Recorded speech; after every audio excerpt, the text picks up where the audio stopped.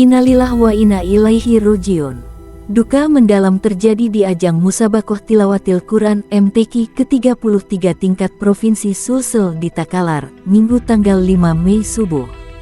Ketua Dewan Hakim Majelis 4 Cabang Hifzil Quran dan Tilawah 5 Juz, Andre Guruta Haji Dr. Mujahid Said Magister Agama, 58 tahun, meninggal dunia di Masjid Agung Takalar, Kalabirang, Kecamatan Patalasang, Takalar, Sulsel, pukul 5 WITA. Dosen IAIN Watampone ini meninggal saat menjadi imam salat subuh di Masjid Venue Utama MTQ 2024 Sulsel. Innalillah, almarhum Guruta meninggal pas jadi imam saat ruku, ujar HM Solihin, Kepala Kantor Kementerian Agama Kemenak Takalar, kepada Tribun, Minggu pukul 6.52 WITA.